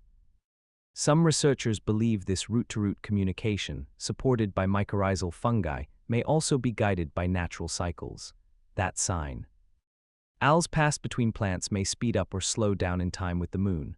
That even the underground conversations of forests, the exchanges of sugar and warning, rise and fall with lunar rhythm. We are only beginning to understand. But what we see suggests a great, quiet awareness beneath our feet, an intelligence of timing, not speech. The moon, after all, has always shaped life on Earth. It shaped the tides that shaped the coastlines that shaped the first creatures. It shaped the rhythms of night and day, of predator and prey, of rest and activity. And in plants it shaped the deepest part, the root, the part that holds on, the part that feeds, the part that remembers without needing to recall, the part that listens always to the breath of the sky. So when you look up at the moon tonight, shining soft and round or barely a sliver, think also of what lies below. Think of the roots stretching just a little farther, pausing just a little longer, turning slightly in the dark. They are not watching the moon, but they are moved by her all the same. In their quiet, in their slow patience, they mirror her rhythm, and in doing so, they keep time for the entire forest. Now let us return once more to the quiet soil, where the story of the moon and the root comes to rest, not with an ending, but with a gentle folding in. The root does not seek the sky, but it knows its rhythm. It cannot see the moon, but it carries her voice low and ancient through the water in its cells. It listens with the whole of its being. Each strand, each tip, each branching filament is an ear pressed against the hum of the world. And in that deep listening, the root becomes something more than a structure. It becomes memory. It becomes time itself, moving slowly beneath our feet. Every root holds within it a secret calendar, a pattern formed not from dates or hours, but from the ebb and flow of pull and release, light and dark, warmth and cold. It is a memory not stored in a brain, but etched in cell walls and growth rings in the direction of expansion. When the full moon rises, the plant may not bloom, the leaves may not shift, but the roots know. A tiny change in the pull of water, a subtle shift in pressure, and something deep inside adjusts, not dramatically. Not suddenly, just enough, just like the tide, just like breath. And as roots remember, they also guide. They are the compass of the plant, deciding where to anchor, where to seek, where to grow. They do not move randomly, they explore with care. They turn toward the moisture they need, away from salt or danger. And in that movement, so slow it seems invisible, they leave a record of their knowing, a route map shaped by the unseen, a pathway guided by gravity, soil, chemical signals, and perhaps quietly by the cycles of the moon. Even in places where human lights outshine the stars, where the moon is rarely noticed, the roots continue to move in rhythm. They have not forgotten. Their memory is not erased by electricity or cement. Beneath city gardens, beneath sidewalk planters, even beneath towering buildings, the roots listen. They sense the changing of seasons. They notice the shift in nighttime moisture. They feel the moon's gravity just as their ancestors did when the sky was darker and the silence more complete. It is humbling to think that plants may be tracking celestial time while we race through our days unaware. That beneath every lawn and forest and farm there is a quiet keeping of rhythm, a remembering not of events but of cycles, a knowledge not of what has happened but of when to begin again. Roots do not dwell on what has passed, they do not long for what was, they wait, they grow, they listen for the moment when conditions are right, and then they act. This way of being is not passive, it is wise. It teaches us a kind of patience we rarely practice, to trust timing, to stretch only when the ground is ready, to rest without fear, to respond to forces larger than ourselves with grace, not resistance. The moon does not pull with urgency, she pulls with constancy, and the roots do not obey her out of submission but out of alignment. They are not forced, they are in tune. And so the moon becomes a partner in growth, a silent co-gardener touching every plant without ever leaving the sky. Her influence is not seen in leaves or flowers, but in the way roots deepen, in the steadiness of trunks, in the way forests hold the soil and the soil holds the water and the water carries the memory of light. There are farmers and gardeners today who still plant by the moon, not out of superstition, but out of respect. They observe the waxing and waning, the rising and setting, the gravitational hum that echoes through water and root. They say seeds sown in sync with lunar phases germinate faster, grow stronger. And while science continues to study the cause, the rhythm itself is undeniable. For billions of years, the moon has pulled at this planet. The roots have been leaves, tending the whole time. Let us walk now through a moonlit forest. The canopy above is black lace against a silver sky. The path is soft with pine needles, and somewhere nearby a stream glistens with reflection. You cannot see the roots, but you feel them underfoot, tensing, flexing, alive. You feel the coolness of the earth and the warmth beneath that, the slow fire of life moving inward. Every tree here is growing still, even now. Every root still stretching. Every plant still remembering. And when you leave the forest and return to the rush of light and noise, let something of that rhythm stay with you. Let your days hold space for lunar time. Let your rest be guided not by clocks, but by the pull of what's gentle. Let your growth come in waves, not in bursts. Let your roots, those parts of you unseen, remember the moon. Because you too are shaped by rhythm, by tides in the blood, by pulses of thought, by cycles of quiet and motion. And though you may not feel the moon pull your bones, she is there, lifting the oceans in you, guiding your stillness, reminding you when to begin again. So trust the roots, trust the rhythms. Trust that somewhere beneath the surface, something in you remembers the moon. And when the time comes, like the roots beneath the forest, you will grow again, not in haste but in harmony, not in fear but in rhythm, not alone but with the pull of something greater whispering through the dark, glowing above you in silence. Beneath the soles of our feet, just past the roots and rocks, stretches a living map we cannot see. It does not wind in straight lines or glimmer like ink on paper, yet it glows with its own logic. It's a network made not of metal or code, but of life itself, an underground world woven with threads of mycelium, glowing fungi, bacterial trails, and mineral veins humming with movement. In the soft silence of the earth, these threads form a map not of destinations, but of connections. A bioluminescent atlas where each spark is a signal, each glow a whisper, each pulsing vein a path through the darkness. The ground may feel solid beneath us, but in truth it is layered with motion. A single handful of soil contains more life than the surface above it, a dense forest in miniature, where fungi stretch their filaments like roads, where bacteria shuttle nutrients like messengers, where roots brush past each other in cautious greeting. And within certain shadows of this hidden city, light is born.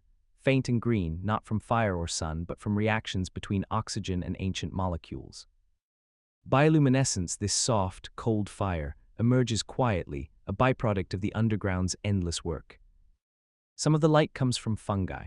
Their hyphae run beneath decaying logs, their fruiting bodies barely pushing into open air. These fungi don't grow to be seen. They glow as they break things down, as they turn the fallen into fuel for the living. The light is not bright, it does not flash. It flickers like thought, like breath, like a pulse seen only by those who wait long enough to adjust. And in this glow, the map begins to reveal itself. Lines of connection where once there was only dark. Imagine shrinking down and walking among this world. The soil looms above like sky, pebbles tower like mountains, and ahead of you a glowing thread winds forward, pulsing gently, branching, dividing, joining again. You follow it, passing intersections where other filaments meet. Some glow, some don't. Some tremble with recent traffic, nutrients passed, messages exchanged. Others rest, dormant but alive. This is no static network. It shifts with weather, with season, with need. It is a living map that redraws itself in real time. The bioluminescence here is more than beauty, it's function. In some species it attracts insects that help spread spores. In others it repels would-be grazers with a subtle warning. In some cases, it may simply be a side effect of metabolism, a trace of energy released into the dark. But no matter its purpose, the light serves a second role. It marks the paths of interaction. Where light flickers, life is speaking. These glowing threads belong mostly to fungi, especially species in the genus Mycena **, Armillaria **, and Omphalotus. Their light is made through the action of enzymes like luciferase, acting on luciferin in the presence of oxygen. The reaction is gentle, steady, and precise, not a blaze but a shimmer, a constant hum. In this way, the underground becomes a kind of illuminated scroll, its writing invisible to most, but there for those who know how to feel. And this map is not random. It follows patterns formed over time. It runs strongest beneath old trees, near decaying matter in places where life has layered itself thickly. These nodes, glowing brighter, act like cities on a map, centers of exchange where the flow of energy is highest. From them, smaller paths branch outward, reaching roots, touching seeds, threading into stones. The network is ancient. Older than most forests, often outliving the trees it once served. When a tree falls, its fungal partners remain, waiting, glowing, ready to join with new life. Even trees themselves depend on this glowing map. Through their roots, they connect to fungi who help them absorb nutrients. In return, they share sugars made from light.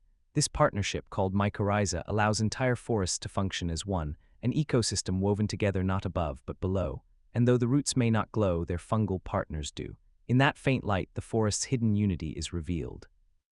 Some researchers have tried to trace these connections by injecting dyes, placing electrodes, measuring the flow of carbon and nitrogen.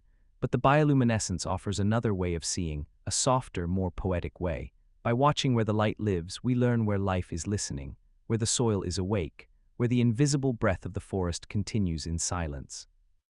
And the more we look, the more we find. Not only fungi, but some bacteria also glow. In wetlands, in swamps, in places where the soil is soaked with slow time, these microbes release tiny bursts of light as they metabolize decay. The ground becomes a constellation. Not stars above, but stars below, flashes of microbial joy, signaling their quiet part in the map.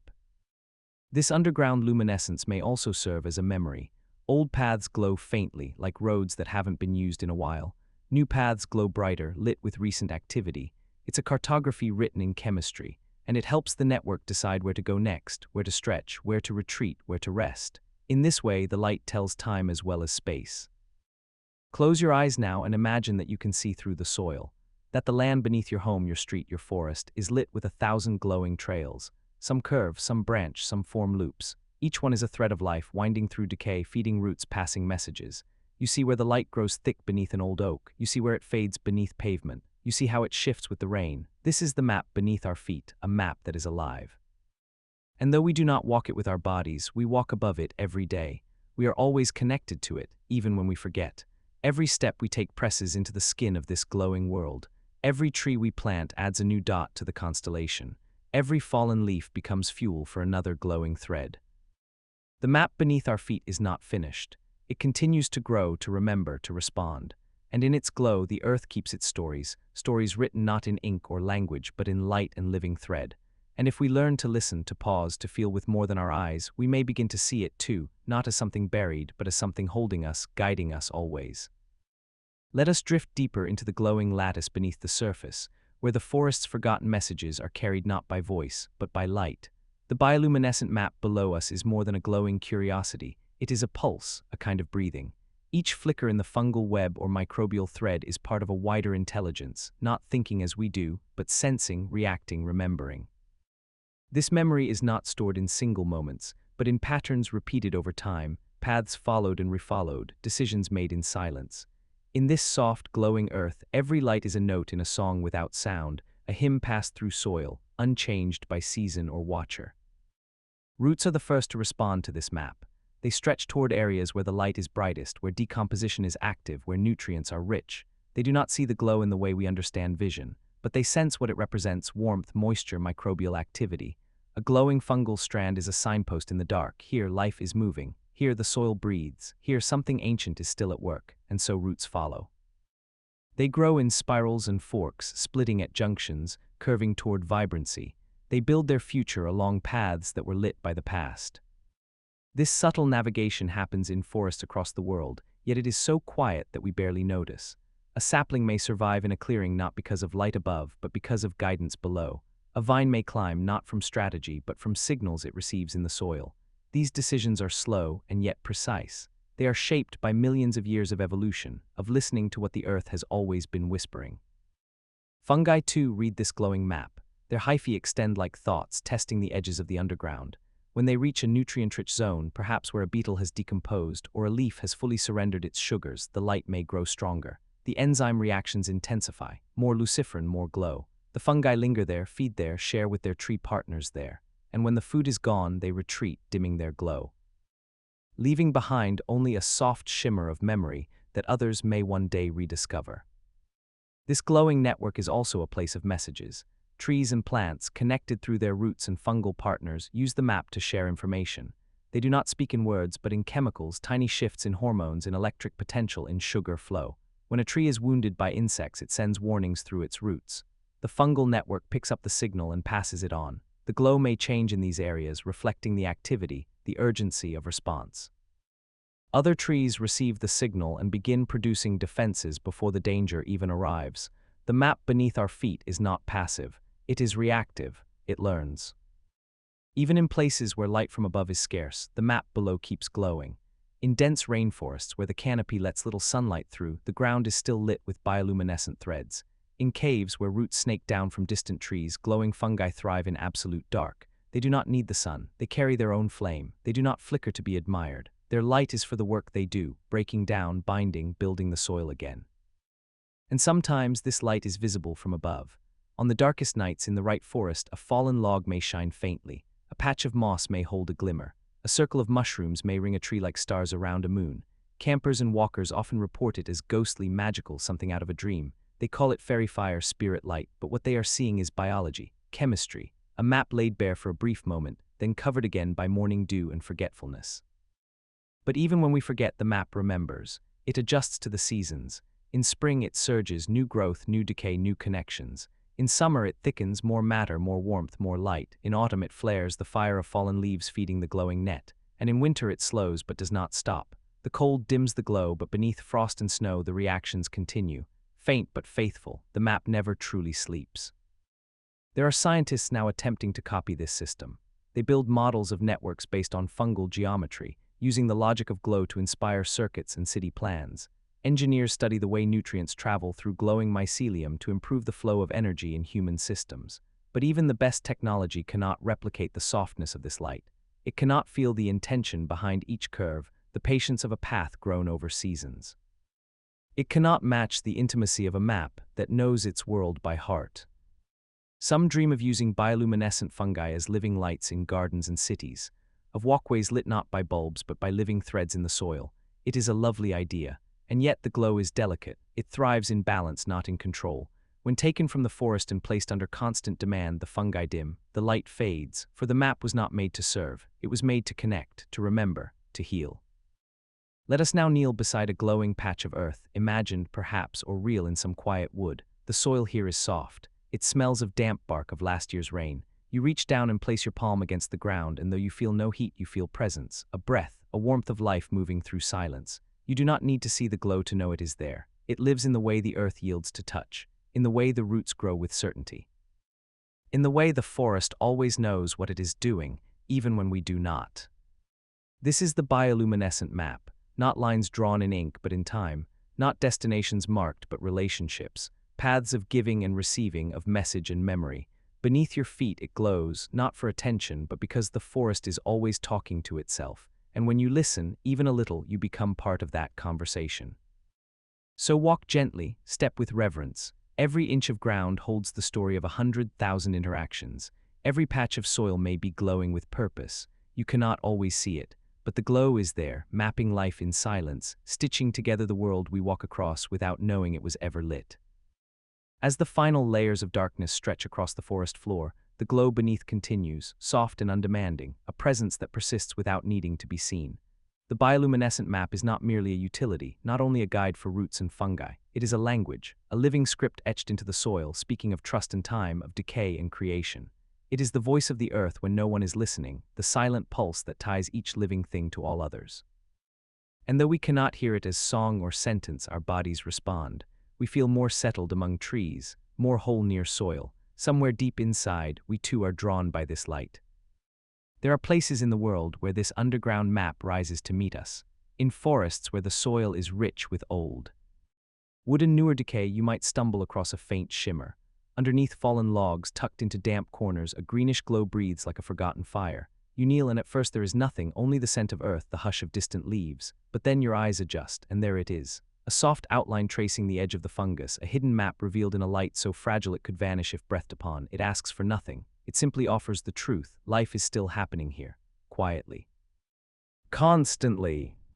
These lights do not flare or flash. They are not declarations, they are affirmations. A reminder that even in rot beauty forms, that even in silence connection grows. This is the final lesson of the map it teaches by being. It glows not to illuminate the way ahead, but to honor the path beneath. Each glowing thread is a thread of continuity, a link between what was and what will be. It marks the presence of transformation, the ongoing work of the world turning itself over. In the deepest reaches of soil, far beyond where roots stretch or worms wriggle, the glow persists. Bacteria feed on ancient carbon. Fungal filaments extend slowly through mineral veins. Each small life adds to the web, keeps the map alive. And in return, the map nourishes all that grows above. Trees draw sustenance from fungal tips miles away. Seeds germinate where old connections were laid. The forest is not just a surface of green. It is a body with roots for veins and this map for memory. Imagine now that you could walk this map, not with feet but with feeling. That you could trail your awareness along each glowing path, touching every point of connection. You would pass under groves of oaks, their roots like highways. You would feel the traffic of sugars and warnings, of drought messages and blooming instructions. You would cross under streams where aquatic fungi glow in their own slow currents. You would sense the dance between decay and growth, how one fades just as another brightens.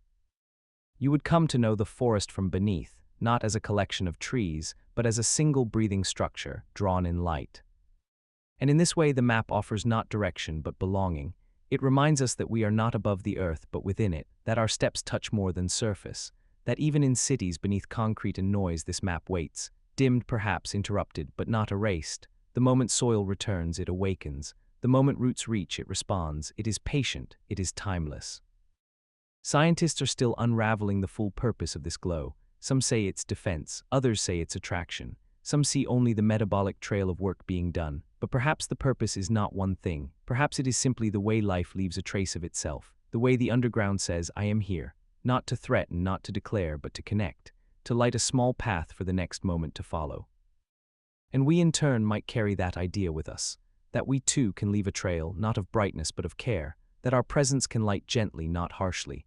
That the connections we make, the ways we nourish, the things we leave behind, these can form their own kind of map. Not to guide others, but to remind them that life was here. That love existed. That decay is not the end. The bioluminescent map beneath our feet is a story written without words. It is a legacy of relationships, the fungi feeding roots, the bacteria breaking down leaves, the roots sharing water with neighbors, the soil offering space for all. It is not a perfect system. Some parts fail, some paths collapse, but the map reweaves itself. It learns, it changes, it continues. And now above ground, we stand on this glowing world unaware. But if we pause, if we place our hands to the earth, if we kneel and breathe in the dark scent of soil, we might begin to feel it. The slow warmth, the tender pulse, the sense that something beautiful and ancient is moving just beneath us, a reminder that we are held. Because we are, by this map, by its glow, by the unending conversation between decay and growth, between what has passed and what is becoming, we do not walk on a dead world, we walk on a story still being written. So let us walk with reverence. Let us tread softly.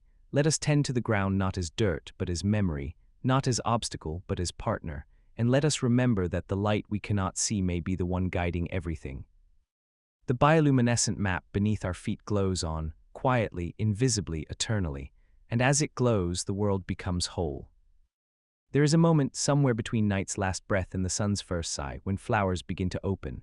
It happens slowly, silently, or so we assume. A gentle tug of petals, a soft stretch of color toward light. But if you could listen closely with more than ears, you might hear something astonishing. A tiny crackle, a faint ripple, the sound of living things unfolding, for flowers do not blow. In silence, their opening is a soft song, played at the edges of perception, where stillness and motion become the same. All around the world, in forests and fields, meadows and mountaintops, this subtle orchestra begins before dawn. Buds held tight through the chill of night begin to shift, triggered by light, temperature, and time remembered in cells. Their petals, still curled in sleep, begin to release their hold. Like a yawn, like a breath, they stretch. The movement is so delicate it seems invisible, yet if you were a bee, your fine hairs might feel the change. If you were the wind, you might carry its whisper. Scientists have placed sensitive microphones beside these buds, and what they've discovered is nothing short of wonder. The opening of a flower can create a tiny burst of sound, a pop, a crack, a creak, not loud, not persistent, but real, mechanical and biological, like the shifting of a door that has waited all night to swing open. These sounds are the byproduct of tension released, cells expanding, water rushing into new spaces, petals separating from sepals. It is nature's hush becoming movement. It is life expressing arrival. Some flowers open all at once, others unfurl in slow spirals. Morning glories, named for their timing, wait until the sky blushes, then loosen their trumpet shapes in a single hour. Dandelions respond to daylight with a steady unfurling, their golden heads turning to face the sun like tiny mirrors. Each flower has its own schedule, its own sense of when to open, but many share this, an audible flutter if you are still enough to hear it. Imagine standing in a meadow just before sunrise. The air is heavy with dew, the grass is cool beneath your feet. You close your eyes, and in the quiet you begin to notice a soft rhythm. Not wind, not bird, a different music, a pulsing hush. It is the flowers. It is the earth waking through color, through motion, through sound so small it slips between your thoughts. But why would a flower make sound? It is not to speak or sing as we understand it. It is the byproduct of life happening with urgency cloaked in gentleness. A flower must open not only at the right time, but in the right way. The cells in its petals must elongate just enough. The inner parts must remain protected until pollinators arrive. And so evolution has given each species its own method, its own tension and release. The sound is simply the evidence of this unfolding precision. There are stories told of monks and forest dwellers who rise at first light to meditate among the blossoms, claiming they can feel the moment each petal moves. Perhaps they can. Perhaps our modern noise has dulled our senses to the point that such sounds now escape us. But the flowers do not need us to notice. They will open anyway. They will sing their quiet song into the air and let it go, trusting that the bees and the breeze are listening enough. Some flowers bloom with a visible shiver. The night blooming cereus, for instance, opens in a dramatic motion during darkness, releasing a fragrance so strong it fills an entire garden. Its opening, like a breath held too long, arrives in a rush, and those who wait in silence near it sometimes claim to hear the moment of its bloom. A sigh, a shift, a subtle creak of beauty emerging. The moment is fleeting. By morning, the blossom has begun to fade, but while it lasts, it is a symphony in one note. Even plants without petals show signs of sonic movement, leaves moving in response to sunlight, tendrils adjusting to support, pods splitting when ripe, all create tiny acoustic events. The world of botany is filled with these quiet expressions. We have simply stopped tuning in. And yet some creatures still listen. Insects especially are sensitive to these minute vibrations. Bees can detect the frequency of a flower's shape and even its microvibrations, clues to when pollen is richest, when nectar is most abundant.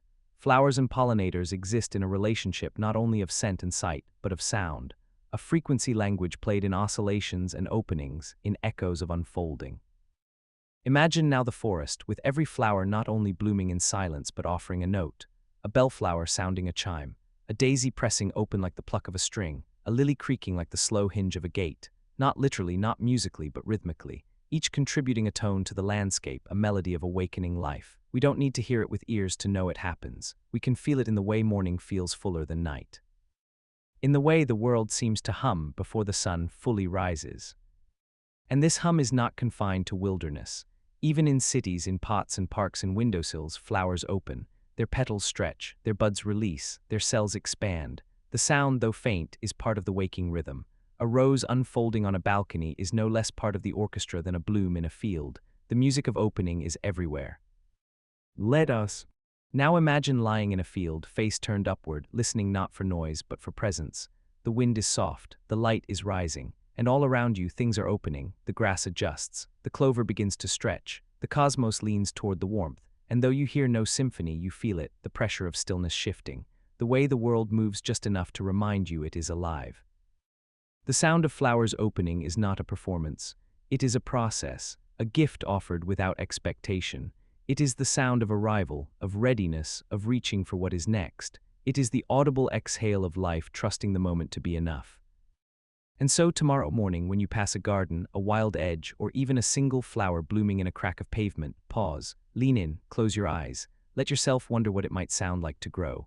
You won't hear a loud burst or a drawn-out tone. but you might feel something just beneath the surface, a shifting, a breathing, a delicate release. That is the sound of a flower opening. That is the voice of softness choosing to begin. Let us drift even further into the quiet world of flowers, not to observe them blooming, but to feel how they move through time. The sound of flowers opening is more than a single note. It is the unfolding of memory, a choreography written in silence and sun. Long before the bloom stretches toward the morning, something stirs within its cells. A rhythm begins, a clock not made of gears, but of genes, hormones, and light. This inner clock, known as the circadian rhythm, keeps time in every plant. It whispers when to rise, when to rest, and most delicately, when to bloom. This internal clock is not controlled by sight, but by sensation. Even in darkness, a flower knows the sun is coming. Its cells begin to swell, not randomly, but in a sequence, as if remembering a promise made at sunset. The pressure builds inside the bud. Tiny water molecules move into place. Cell walls loosen in exactly the right places. And as dawn arrives, so too does the flower, ready to open at just the right angle, at just the right moment, to welcome the light it cannot yet see. This slow cascade is more than chemistry. It is devotion. A flower does not bloom all at once. It unfurls, its sighs open. The petals, held so tightly against themselves, begin to part, not violently but carefully, like hands releasing a gift. And within this motion is a kind of reverence. The flower is not merely exposing itself to the day. It is greeting it, honoring it, leaning into the warmth with a courage too quiet for language. And though we may think of blooming as visual, it is deeply tactile. Petals brushing past sepals, stigmas rising like breath, filaments lengthening into air. Each motion creates friction. Each movement, no matter how slight, causes a ripple, a vibration, a frequency. Though the sound is beyond our ears, it is not beyond notice. The petals, paper-thin, echo this movement through their own delicacy, like silk being pulled through air, like a whisper passed through woven threads. We now know that plants not only respond to sound, but may produce their own. Researchers have recorded ultrasonic clicks from stressed stems, hissing from drying leaves, and those delicate pops of buds and blooms. These are not cries or calls, but processes made audible. The plant is not speaking to us, it is being itself, and the being is enough to create a sound. Life, simply by happening, creates a song. Consider this: inside a blooming flower, the cells at the base of the petal divide more rapidly than those at the tip. This differential growth causes the petal to curve outward. This curve is not random, it is designed by genes inherited through countless generations. A daffodil's trumpet, a tulip's cradle, a sunflower's burst, each shaped by the way its cells grow and bend. And each shaping, each cell movement carries within it a force. That force moves tissue. That movement moves air. That movement makes sound. Some sounds are constant, the gentle hum of cell walls thickening, the minute rustle of chloroplasts shifting to follow the light, the almost imperceptible stretch of tissue warming in the sun. Other sounds come and go, the creak of a petal easing past a stamen, the soft separation of a bud breaking open. None of these are loud, none demand our attention, but they are real, they are the fingerprints of presence. In the wild, flowers open together. In alpine meadows, entire slopes change color within an hour, not from magic but from coordination. These blossoms, triggered by the same cues, unfold in a wave, and though we watch it as color, beneath the surface a deeper song plays, the synchronized push of petals, the shared rhythm of unfolding, a communal sigh that lifts from root to stem to bloom. If we could hear it, it might sound like breathing, like rain returning to earth. Like thousands of soft doors swinging wide at once. And this is not limited to spring. Some flowers bloom at dusk, their scent and shape crafted for moths, not bees. Others wait for fire or flood or frost. Their openings are rarer but no less beautiful. In the wake of disaster, in the crack of a burned tree or the ash of a dry field, a bloom may appear. And in its opening, another sound, a declaration that life continues, even in places we thought were lost. The sound of resilience, of renewal, of beginning again. Not all flowers bloom above ground. In certain rainforests, there are orchids that flower beneath the leaf litter. Their petals never see direct sunlight, and their openings are witnessed only by beetles and ants. Yet even these hidden blooms make their music. The soil carries vibration well. The movement of petals beneath the humus creates a resonance, a whisper through root and stone. It is a song known only to those who dwell beneath, but it is no less part of the world's blooming choir. You may wonder, does the flower know it is making sound? Probably not in the way we understand knowing, but its being, its action, creates presence, and that presence touches the environment. Sound is not only for ears, it is pressure, it is rhythm, it is movement shared. The flower's bloom is a gift to its pollinators, to its future seeds, to the balance of its ecosystem. The sound is a byproduct of that generosity, an echo of care. We too bloom in our own ways. We stretch toward warmth. We open in the presence of kindness. We release what no longer fits. And perhaps we, like flowers, make sounds we do not hear, little notes of joy, of growth, of change. Perhaps every time we soften, something in the world shifts slightly to make room. A bloom, after all, is not only for the flower, it is for the world that sees it. So imagine tonight, when you rest your head or close your eyes, that flowers are blooming all around you, that in every field, every forest, every garden corner, there is the sound of opening, a song of motion, a breath of petals, and though you may not hear it, you are held within it. You are part of its rhythm. You are one of the many small sounds of life continuing in peace. The final breath of morning settles across the land, and in this soft hush the flowers hold their shape. Their petals, now fully opened, seem still, but something within them continues to move. The bloom is not the end of the story. It is a state of being, and like all living things, it changes from moment to moment. The sound of flowers opening never truly stops. It simply shifts, deepens, spreads into subtler vibrations. Once open, the flower listens as much as it gives. It responds to light, to wind, to the passing brush of wings or the footfall of a beetle. Its body, delicate and awake, remains part of the song of movement. Consider the vibration of a bee landing on a stamen.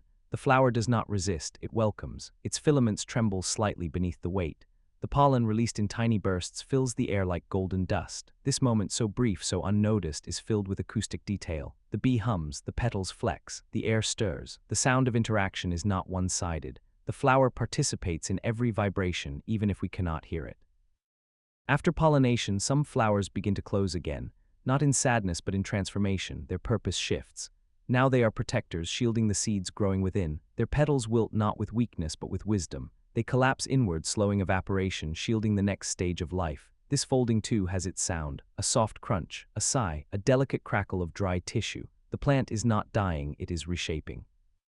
And that reshaping continues the music, a different verse in the same ancient song. Even in decay, the sound lingers. A dried blossom, crumbling in autumn, releases its petals like brittle paper. The wind carries them gently. They scrape against bark. They touch the surface of water. And in these final notes, something remains, a tone of letting go, of having bloomed fully, of leaving behind the shape of joy. Nature does not mourn this falling. It accepts it as another form of expression. In certain climates, entire fields move in rhythm. Imagine a prairie where wildflowers nod in wind, thousands of heads swaying at once. This mass movement creates waves of sound, not musical, not melodic, but textured. A brushing, a sweeping, a language of bending. It is not only the petals that speak. It is the stems, the stalks, the seed heads, each one tuned to its own flexibility. Together, they become an instrument played by the breeze. And what of the night, when the blooms fold again or retreat into rest? Is the song silenced? Not at all. Night-blooming species like the moonflower or jasmine begin their own chorus. Their petals open beneath starlight, their fragrance deepens in darkness. Their motion, guided by different signals, creates its own gentle murmur. Owls fly overhead, moths drift close, and in the blackness the petals sigh open once more, offering a gift to creatures who listen by feel, by scent, by sound. It is easy to believe we live in a silent world, that only those who speak aloud can be heard, but flowers show us another way. A bloom does not need volume to be expressive. It does not need words to be known. Its opening is enough. It's unfolding, it's responding, it's fading, all are conversations if we learn to pay attention. Sound in the world of flowers is not an event. It is a state. It is the byproduct of being in balance with time. The petals that open are guided not only by sunlight and hormones, but by lineage. Each flower carries the memory of those that bloomed before.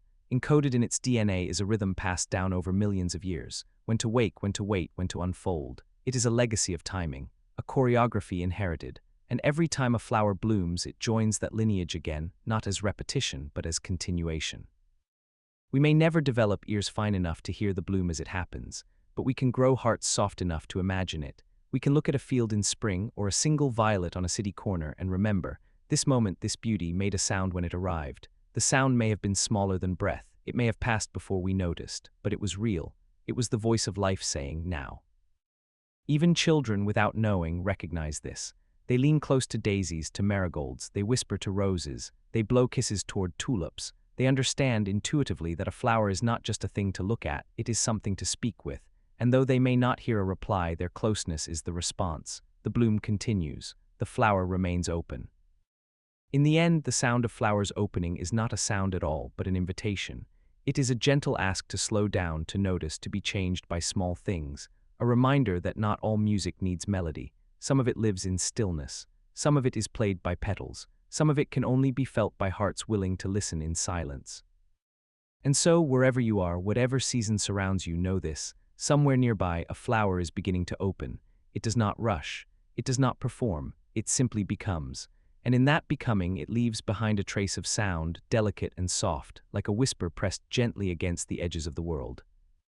The sound of flowers opening is the sound of life remembering how to begin.